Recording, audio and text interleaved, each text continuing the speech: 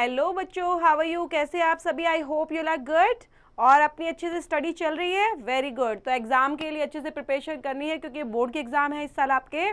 तो ये जो चैप्टर है बेटा, इसका नाम है जो आज आप कवर करेंगे, चैप्टर नंबर 12, जिसका नाम है विद्युत धारा के चुंबकीय प्रभाव और magnetic effect of electric current. Okay, so यहाँ पर मैग्नेटिक इफेक्ट की बात करेंगे, साथ में विद्युत धारा क्या होती है, उसका चुंबकीय प्रभाव क्या होता है। ठीक है, ये इंपॉर्टेंट है बेटा चैप्टर।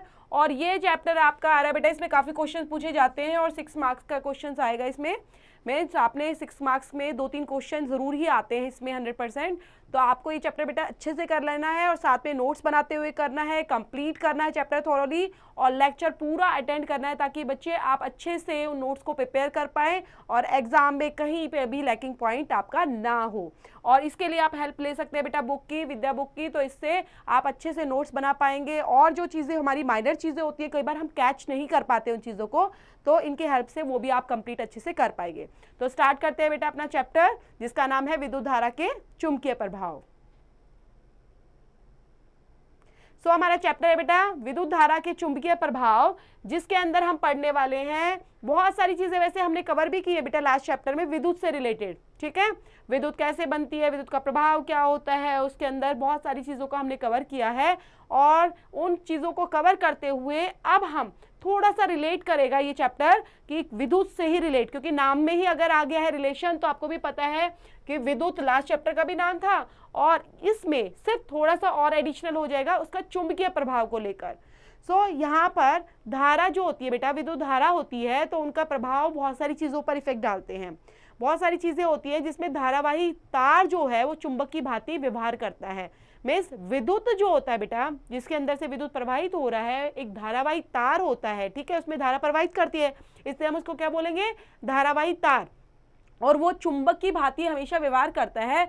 तो इसका अवलोकन करने के लिए हम एक्टिविटी के थ्रू समझेंगे बेटा कैसे विद्युत धारावाही तार चुंबक की भांति व्यवहार करता है। उसका एक फेस क्या है, चुंबकीय है। तो यहाँ पर हम मेन चीजें यही पढ़ने वाले हैं। सो स्टूडेंट, हम ये चीजें पढ़ने वाले हैं क्रियाकलाप के माध्यम से। ये एक्टिविटी करेंगे 12.1, जिसमें हम समझेंगे कि चुंबक की भांति विद्युत धारा या फिर विद्युत धारावाही तार चुंबक की भांति कैसे व्यवहार करता है। इसके लिए चित्र भी दिया गया बेटा, चित्र को भी समझते हुए चलेंगे।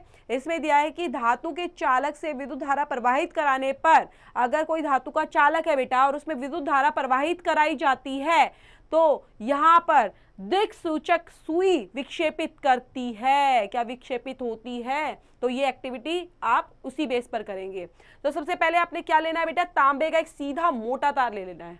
ठीक है, क्योंकि विद्युत धारा प्रवाहित करानी है तो विद्युत धारा तो तांबे के तार में ही होगा। तो तांबे का एक सीधा मोटा तार ले लेने हैं और जैसा कि आप चित्र देख पा रहे हो 12.1 में, उसके अनुसार विद्युत परिपथ भी, उसका परिपथ के लिए आपने 2 बिंदु मार्क कर लेने हैं बेटा, एक x और एक y, जो आपको यहाँ पर भी नजर आ रहा है, x और y, ये विद्युत परिपथ है आपका। ठीक है, यस। तो विद्युत परिपथ यहाँ पर तैयार हो जाएगा। उसके बेस पर अब जैसे ही ये होता है तो जो तार XY आपको नजर आ रहा है, कागज की सतह के लंबवत रखना है, में सीधा रखना है बेटा।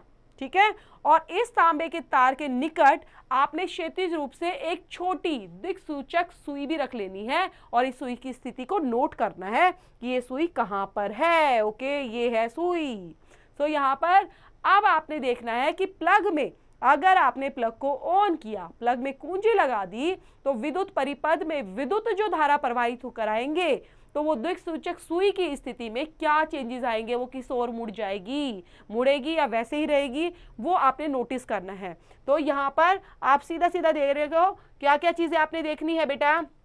एमीटर का यूज़ करना है, साथ में आपने एक बैटरी का यूज़ करना है, ये आपकी कुंजी का यूज़ करना है, सुई को इस तरह से आपने स्टार्ट रख देना है, एक पॉइंट पर रख देना है और फिर यहाँ से आपकी सीधा धारावाही चालक के रूप में इसको यूज़ करना है। फिर उस सुई की स्थिति का आपने पता करना है कि क्या इसके अंदर चेंजेस आए हैं। सो यहाँ पर बेटा जैसे ही हम देखते हैं, अब पूरी एक्टिविटी हमने कंप्लीट कर ली, तो सुई विक्षेपित हो जाती है। हमें क्या देखने को मिला बेटा, सुई विक्षेपित हुई है। इसका मतलब हम क्या समझे कि जो तांबे का तार है उससे धारा, विद्युत धारा प्रवाहित हुई है, तो विद्युत धारा ने क्या किया है, एक चुंबकीय प्रभाव उत्पन्न किया है, तभी तो विक्षेपित हुई है। चुंबकीय प्रभाव वहां पर आया होगा, क्योंकि सुई बेटा लोहे से बनी होती है, आयरन से बनी होती है, मेटल से, तो इसलिए चुंबक क्या करती है, उसको अपनी ओर आकर्षित करती है। ओके, उससे चिपक जाती है। चुंबक का आपने कोई टुकड़ा लिया होगा, लोहे का लिया होगा, तो क्या करते हैं, चिपक जाते हैं एक दूसरे से, तो इसी वजह से सुई भी विक्षेपित हो जाती है। तो हम क्या कह सकते हैं कि तांबे के तार में जो प्रवाहित विद्युत धारा थी उसका एक चुंबकीय प्रभाव भी वहां पर दिखाई देता है हमें। और विद्युत और जो चुंबक का प्रभाव है बेटा, विद्युत और चुंबक का जो प्रभाव है वो एक दूसरे से हमेशा संबंधित ही रहा है, जिसमें चुंबक जो है वो विद्युत प्रभाव की वजह से उसको आकर्षित करती है। सो यहाँ पर हम पढ़ने वाले हैं एक अपने जाने माने वैज्ञानिक के बारे में, जिनका नाम है बेटा हैंस क्रिश्चियन ऑर्स्टेड, जिनका जन्म हुआ था 1777 में और इनकी मृत्यु हुई 1851 में।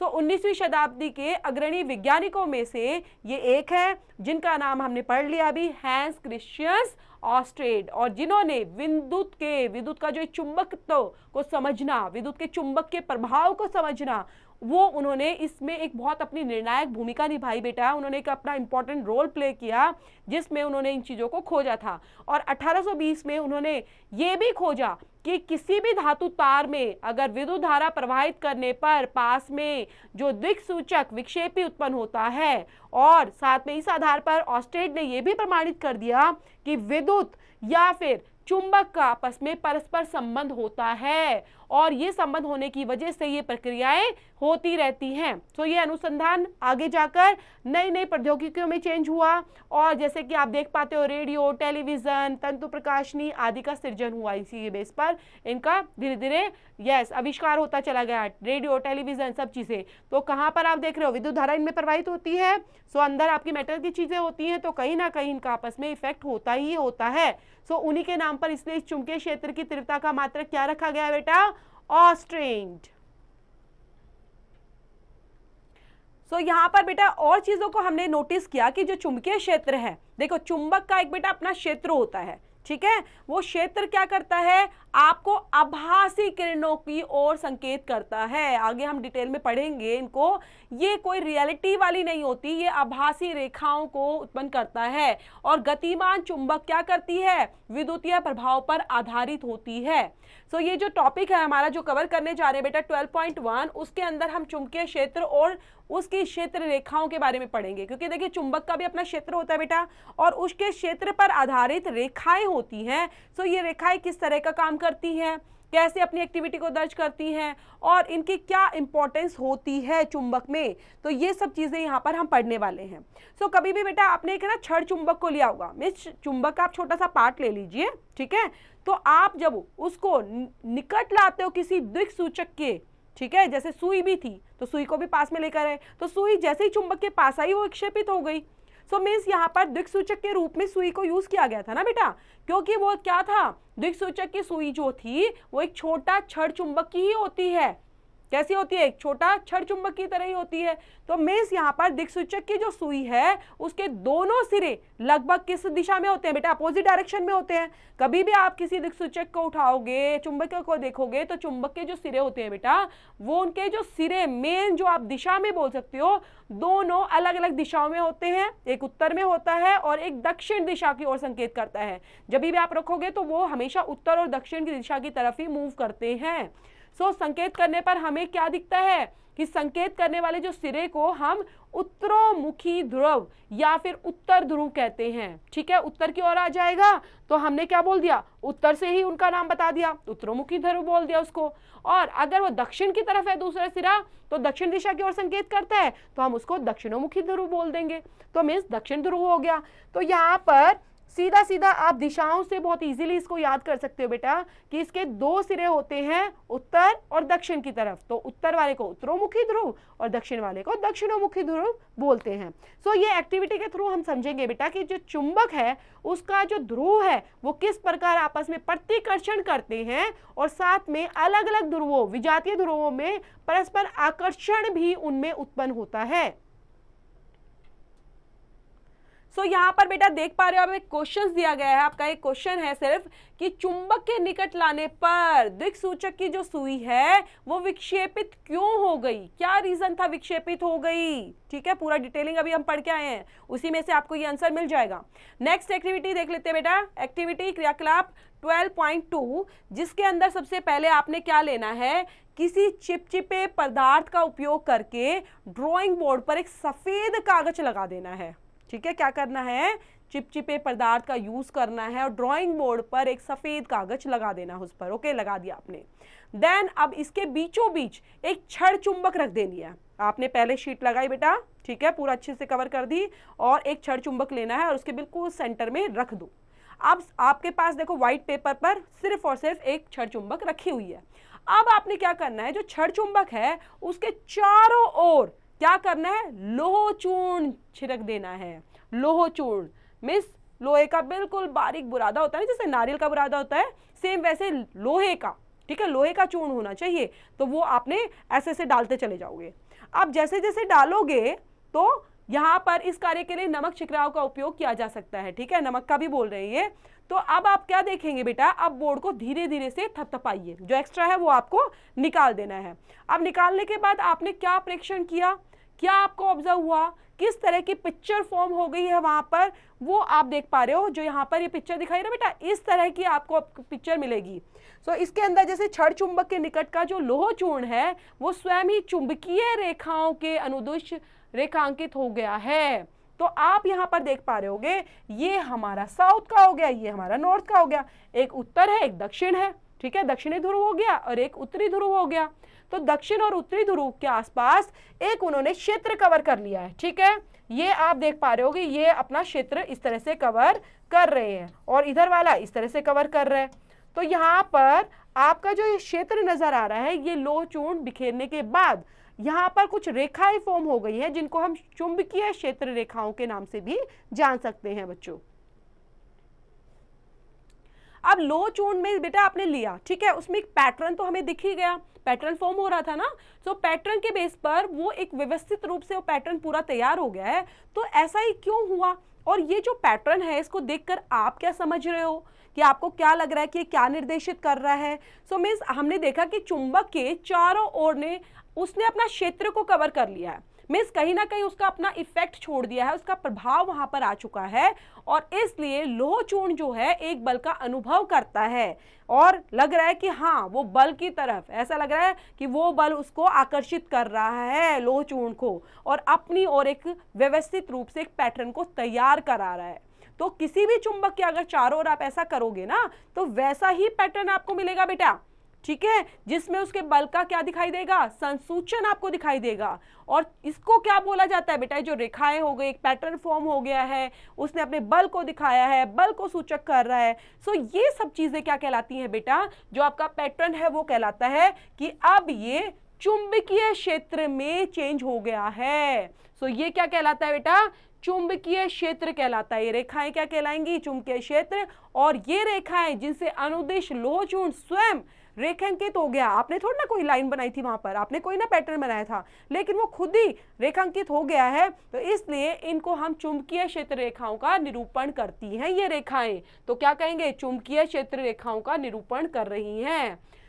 क्या किसी छड़ चुंबक के चारों ओर चुंबकीय क्षेत्र रेखाएं प्राप्त करने के अन्य कोई उपाय भी हैं? क्या कुछ और भी हम ऐसा एक्टिविटी कर सकते हैं जिससे हम देख पाए कि छड़ चुंबक का जो चुंबकीय क्षेत्र है वो और भी रेखाएं उसी तरह की बना सकता है?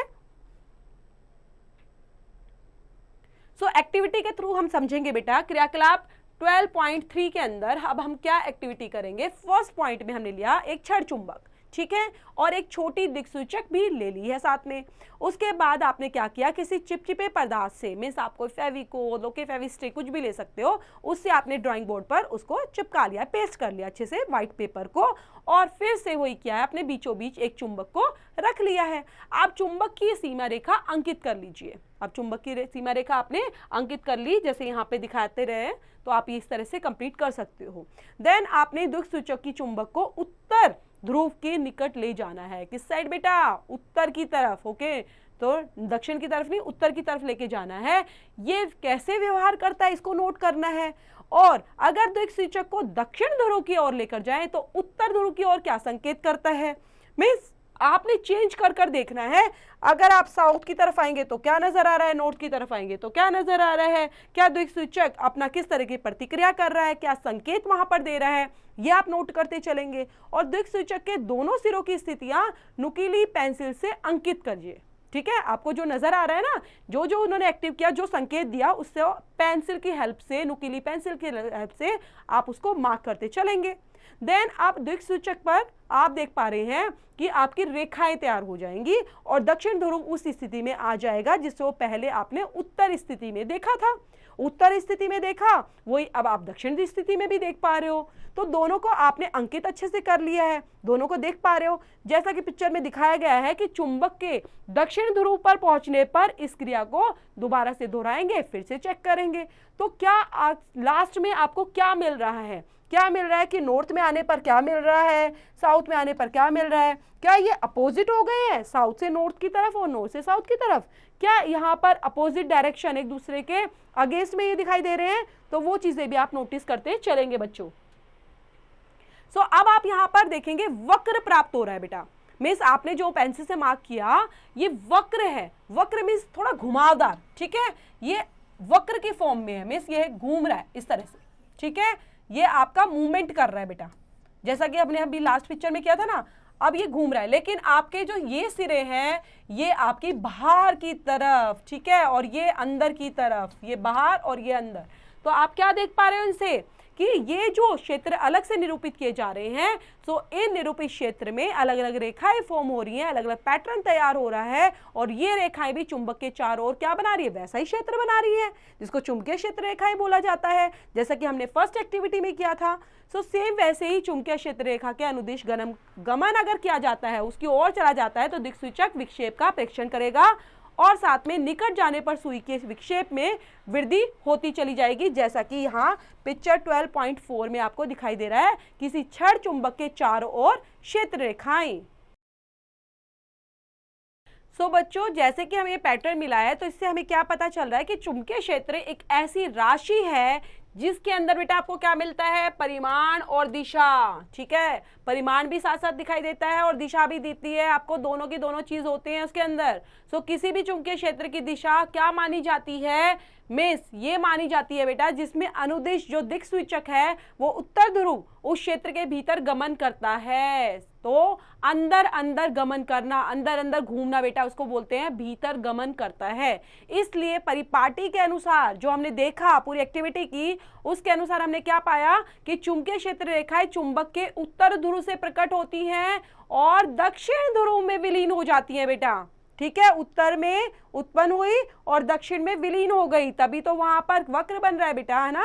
तभी वहां पर आपकी जो रेखाएं हैं वो घुमावदार स्थिति में दिखाई दे रही हैं आपको, जैसा कि चित्र आपने 12.4 में देखा कि रेखाएं अंकित तीर के निशानों पर ध्यान दीजिए कि वो एक दिशा से दूसरी दिशा में जा रही हैं, झुक रही हैं और उनसे विलीन हो जा रही हैं। सो चुंबक के भीतर जो चुंबक का क्षेत्र है बेटा, वो अलग अलग दिशाओं के हिसाब से, रेखाओं की दिशा के हिसाब से दक्षिण ध्रुव से उत्तर की ओर जाता है और उत्तर से दक्षिण की ओर आ जाता है, तो वक्र फॉर्म होता है, तभी तो वक्र बनता है बेटा। ये रेखाएं वे कैसे वक्र बना रही हैं? एक बंद वक्र बना रही है बेटा, ठीक है, बंद हो रहा है वो, लेफ्ट से राइट, राइट से लेफ्ट, में से उत्तर से दक्षिण, दक्षिण से उत्तर, और इस तरह से वो वक्र पूरा कवर हो जा रहा है। तो चुंबकीय क्षेत्र का जो ये प्रबलता है, उसके अंदर जो क्षेत्र रेखाएं हैं वो आपस में निकटता की कोटि द्वारा दर्शाया जाता है, जिसमें चुंबकीय जो क्षेत्र है वो कैसा होता है? पास पास बनता है, ज्यादा दूर दूर नहीं है, पास पास वो वहीं पर वक्र क्षेत्र बनता चला जाता है और चुंबकीय क्षेत्र अधिक प्रबल हो जाता है, ज्यादा हार्ड हो जाता है, और वहां पर जो भी चीजें होती हैं वो अन्य चुंबकीय ध्रुव पर चुंबकीय क्षेत्र के कारण और ज्यादा बल उनमें कार्य करता है स्टूडेंट्स। सो ये जो रेखाएं थी बेटा, क्षेत्र रेखाएं थी, एक दूसरे को क्या कर रही हैं? एक दूसरे को प्रतिच्छेद हमेशा नहीं करती, मिस ऐसा नहीं है वो एक दूसरे को काटती हैं। आपने डायग्राम में देखा था बेटा, डायग्राम में ये फॉर्म हो रहा था, ठीक है, ये हमारा टुकड़ा था चुंबक का, फिर नीचे नजर आ रहा था, तो ये चीजें क्या है? क्या ये कभी प्रतिच्छेद कर सकती है, एक दूसरे को काट सकती है बेटा? नहीं काटती कभी भी। तो याद रखना है, ये रेखाएं जो हैं, ये क्षेत्र रेखाएं जितना भी कवर करती हैं, लेकिन कभी भी ये आपस में प्रतिच्छेद नहीं करती। ओके, सो प्रतिच्छेद बिंदु यहाँ पर नहीं बनता और उसकी सुई जो दिशाओं की है वो हमेशा संकेत ही करती है, जो कभी संभव ही नहीं हो सकता।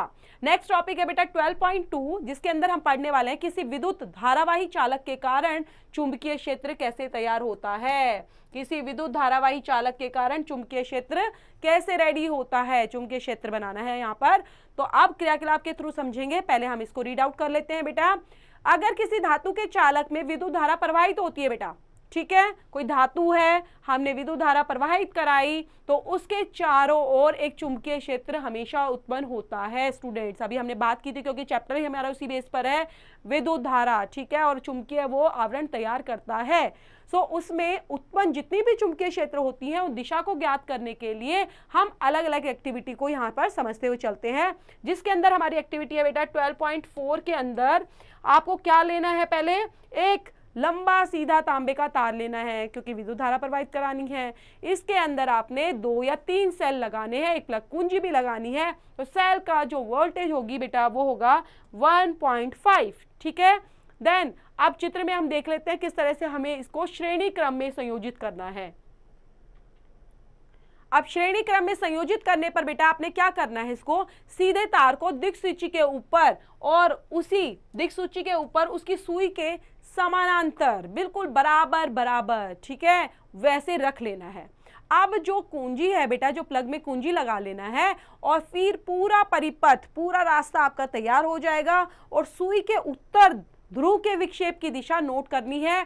क्या वो उत्तर की तरफ ही बन रही है विद्युत धारा या फिर अपोजिट डायरेक्शन में बन रही है? तो आप नोटिस करेंगे उत्तर ध्रुव का विक्षेप किस दिशा में जा रहा है बेटा, दक्षिण की ओर प्रवाहित हो रहा है, उत्तर का दक्षिण में प्रवाहित हो रहा है। तो इस एक्टिविटी से हमें पता चलता है वो अपोजिट डायरेक्शन में मूव करती है, उत्तर का दक्षिण और दक्षिण से उत्तर की तरफ। सो जैसा कि पिक्चर 12.5 बी पार्ट में जब आप नोटिस करेंगे तो वहां पर दिखाई देगा आपको परिपथ और उसमें जुड़े सेल, जो आपने सेल जोड़े ना बेटा वो, और उनका संयोजन किस तरह से प्रतिस्थापित होता है। और तांबे के तार में जो विद्युत धारा प्रवाहित की जाती है, तो विद्युत धारा प्रवाहित होने पर दिशा में क्या चेंजेस आएंगे, क्या विद्युत धारा का जो प्रवाह होगा वो दक्षिण दिशा से उत्तर की ओर जाएगा या उत्तर से दक्षिण की ओर जाएगा। तो ये विक्षेप आपने दिक्सूची के विक्षेप द्वारा ही दिशा परिवर्तन से आप मेजर कर सकते हो, उसका परीक्षण कर सकते हो कि विपरीत दिशा में अर्थात पश्चिम की ओर विक्षेपित होती है। इसका मतलब होता है कि विद्युत धारा द्वारा जितनी भी चुंबकीय क्षेत्र है उसकी दिशा भी क्या कहलाती है बेटा, उत्क्रमिक कहलाती है।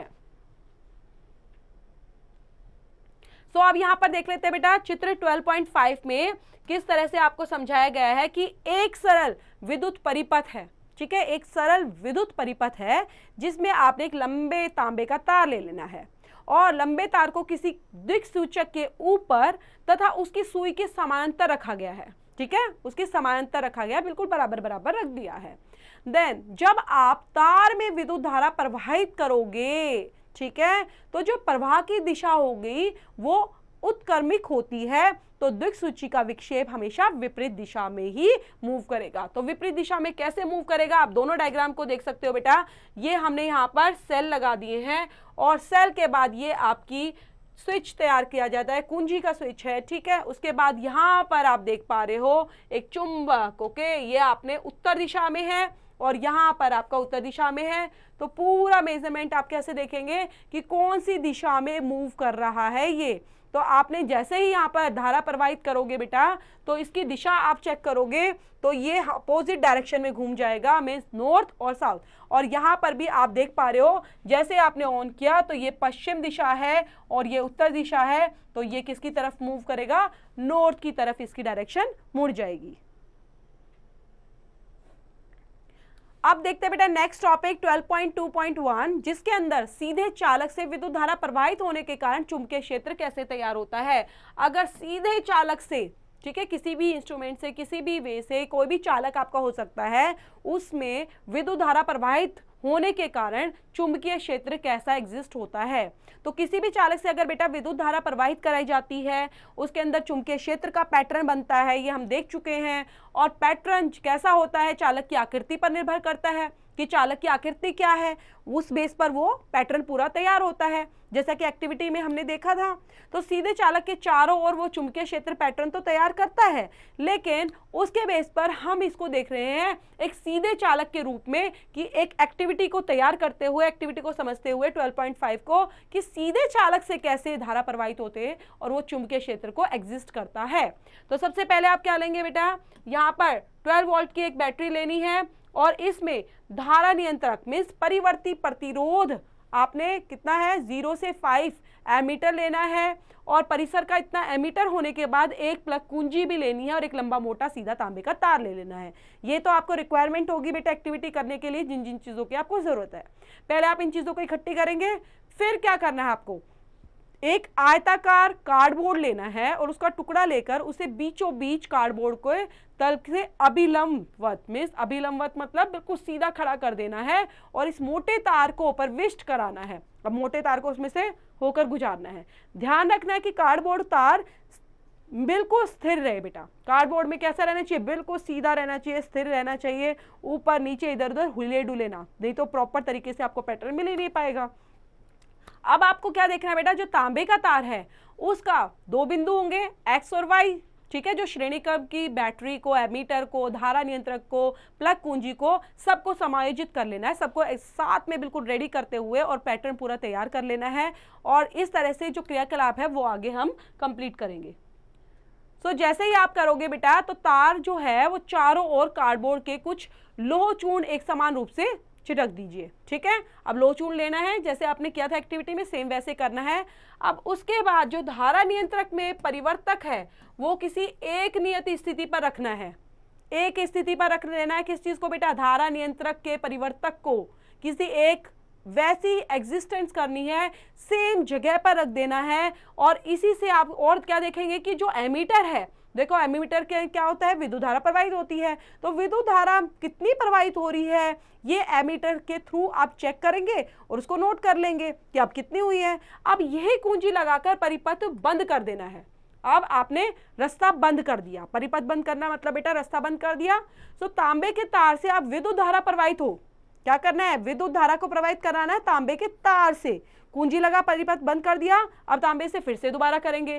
तो अब आप क्या देखेंगे कि जो बिंदु x और y हैं उनके बीच जो लगा तांबे का तार है वो अब बिल्कुल सीधा रहे, क्या उसमें चेंजेस होंगे। अब क्या करें, आप कार्डबोर्ड को हल्के से थपथपाएंगे और जो लोह चूर्ण है बेटा तो उसका एक आपको दिखाते हुए कि पैटर्न परीक्षण हो रहा है, क्या पैटर्न एक एग्जिस्ट हो रहा है वहां पर। लोह चूर्ण जो रखा था आपने तारों के चारों ओर रख दिया था, तार के चारों ओर, क्योंकि ये विद्युत धारा का है बेटा, ठीक है, चुंबक का नहीं है ये मेन आपको अब तांबे के तार से लिया जा रहा है, तो उसके बेस पर हम पैटर्न रेडी कर रहे हैं। ध्यान रखेंगे दोनों में डिफरेंस है।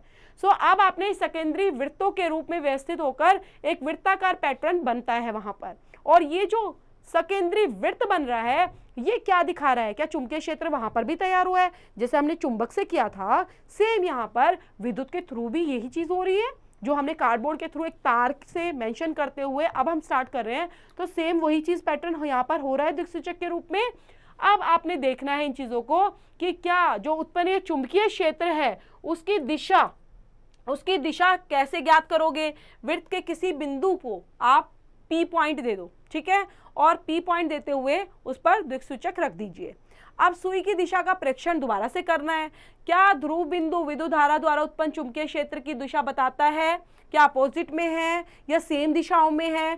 तो पहले जैसा जो हमने की थी एक्टिविटी, क्या सेम वैसा ही ये इसके रूप में चुंबकीय रेखाओं की दिशा में उत्क्रमित होता है या फिर सीधे तार में प्रवाहित होकर विद्युत धारा की दिशा में ही उत्क्रमित कर दिया जाए।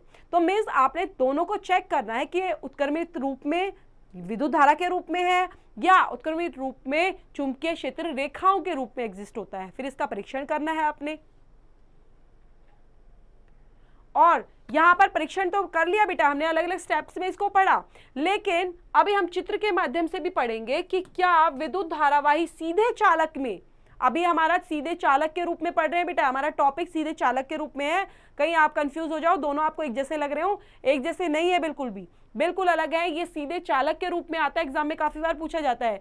सीधे चालक तार के चारों ओर के चुंबकीय क्षेत्र की क्षेत्र रेखाओं में अगर इनको निरूपित करा जाता है तो जो सकेंद्रीय वृत्त का पैटर्न है वो कैसा रेडी होगा।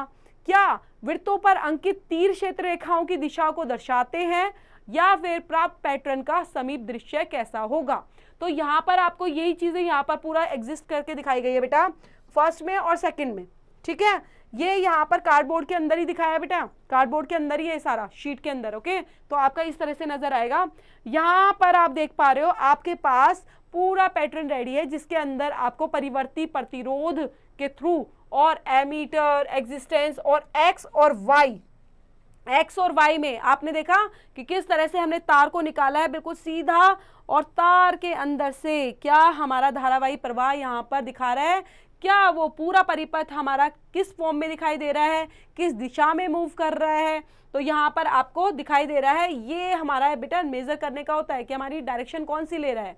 तो यहाँ पर अब आपने एमीटर यहाँ पे लिया, बैटरी यहाँ पे ली, हमारा स्विच बोर्ड हो गया है, और इसको कनेक्टिविटी बनाते हुए पूरा परिपथ यहाँ पर रेडी कर लेना है। परिपथ रेडी होने के बाद आप यहाँ पर चेक करेंगे क्या यहाँ पर जो फॉर्म हो रहा है चुंबकीय रेखाएं वो किस दिशा में पैटर्न बना रही हैं, क्या वो अपोजिट बना रही हैं, डायरेक्शन बना रही है, क्या पूरा पाथ कंप्लीट कर पा रही हैं। अगर कार्डबोर्ड के थ्रू हम सीधे चालक के रूप में करते हैं तो ये एक सेकेंडरी वृत्तों का पैटर्न तैयार करती है जो हमें चुंबकीय रेखाओं के क्षेत्र की रेखाओं के माध्यम से चारों ओर बनता हुआ सीधा सीधा नजर आता है।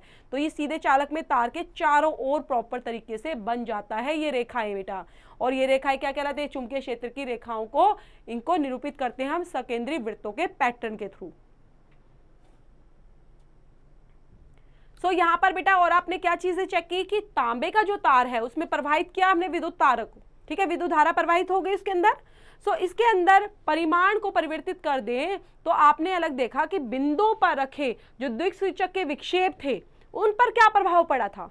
क्या उनको देखने पर जो तार थे वो विद्युत धारा में चेंजेस हो रहे थे, विद्युत धारा में परिवर्तन हो रहे थे, और सुई का विक्षेप भी अभी चेंज हुआ है, उसके अंदर बदलाव हुआ है।